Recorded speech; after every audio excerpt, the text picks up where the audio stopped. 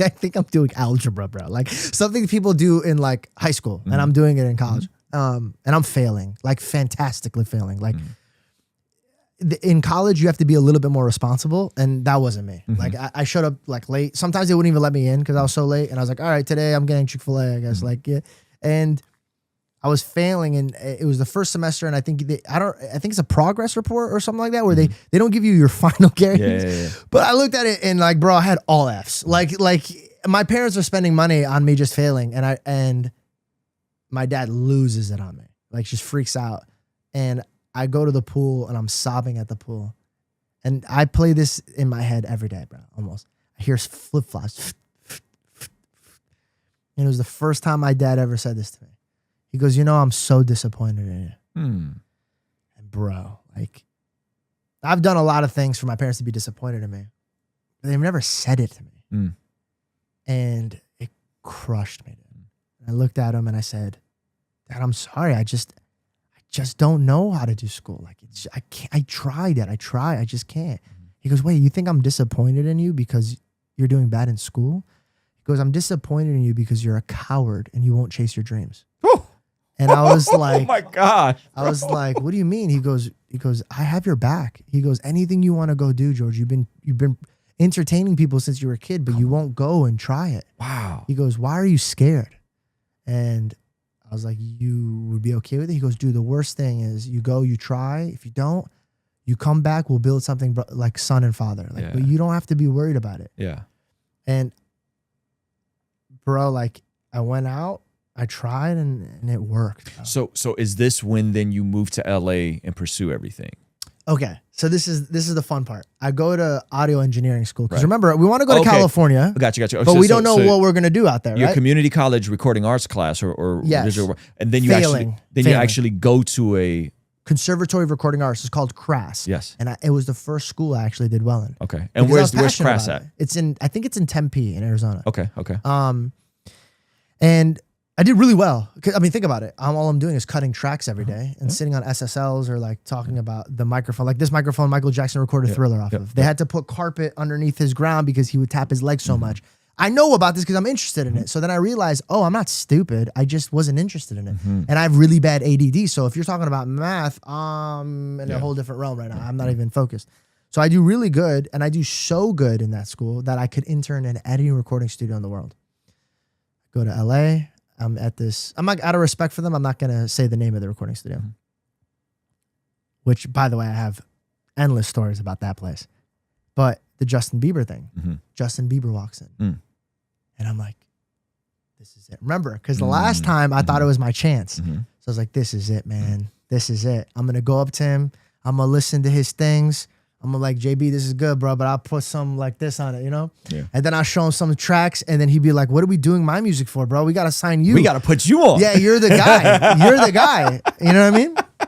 And so I'm walking up to him, and as I'm walking up, he's behind, and I'm about to go touch his shoulder, and then the management, the guy who's like managing the interns, just gets in front of me. He goes, "Fuck you doing, bro?"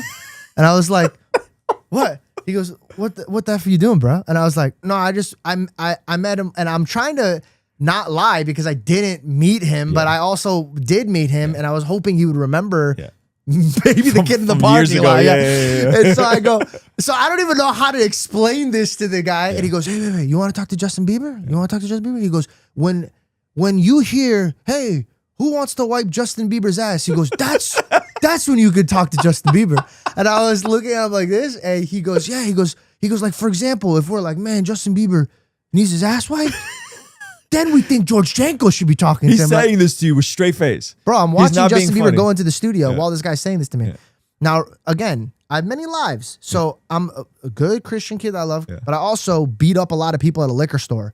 So that side of me kicked in, and I'm like, I'm going to F this dude up, bro. There's no way this dude's talking to me like this. So I got heated. I got so heated. Don't disrespect me like that. It's crazy. And he said some other things that I'm not going to say on a podcast.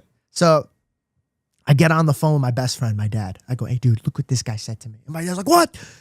what? He didn't let you say hi to Justin Bieber. He goes, did he not know about you in the parking lot? I was like, dude, I was trying to explain to him, bro. Like, and so he was like, no, that's unacceptable. Hold on, how are you trying to explain this? Well, there's one time that my mom met Justin Bieber, but I curved him, bro. And then I got curved. Like, how do you explain it? That's why I kind of got locked up when he was like, what are you doing? Because I didn't even really know what I was doing. And by the way, this is like, you would think this is a trait that I fixed. It's not. I still have this. Oh my God. It's like this little child in me is like, wants to go and say hi to everybody. Yeah.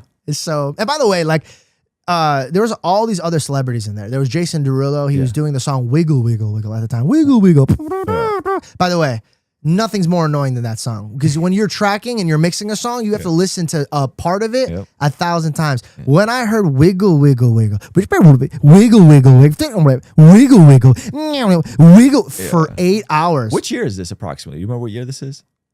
No. But wherever that song was coming out. Yeah. And the cast of Glee was there too. Okay. No shots at them. I'm not going to mention who it was. I'm looking up when this They could not out. sing at all. One of them actually asked us to turn their music off. That's a true story. Really? One was so bad at music that he said like it was throwing him off. Yeah. And we're like, what? The tempo was throwing you off? He goes, yeah, can we just turn it off? And I was like, there's no way. Yeah. There was a guy who sat in a room for Glee for 9 hours correcting vocals. Wow.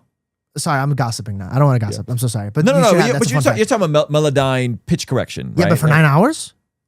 For 9 hours? You shouldn't be in the music industry. If there's a guy working on your vocals for 9 hours, you ain't a musician, you're a problem. George, nobody wants to know how the sausage is made, okay? You're giving away too much. Melodyne for 9 hours? I've seen Melodyne.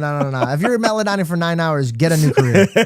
Get a new career. By the way, they were sweet. They were a nice cast. Yeah. What was the name of the studio? Do you remember the name of the studio? I do. I'm not going to say it. Here, I'll mute you. Just tell me between. Okay, cool. And I got a funny story about that place. If you want to stick there, I got a good story about it. But anyway, so I quit. Right there on the spot? Yeah, right there on the spot. I left. And I told my dad, I said, yo, like, I don't ever want anybody to talk to me that way again. Like, and by the way, that actually reminded me, like, never talk down to somebody. Like, it really crushes them. A year later, bro. From a year from the place that I quit, within 12 months, I met Logan. And we started doing Vine. All the way up to meeting Johnny from Shots. A year later, I was at Justin Bieber's house for his birthday party. That's crazy. So now I'm sitting there and he's breakdancing in front of all of his friends. And I'm like, this is the day I'm going to talk to him. This is the third time I'm in a room with this guy.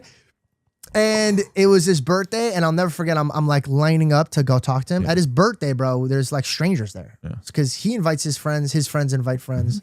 And I just remember how exhausted he was talking to people. And everybody's saying the same thing. You're so cool.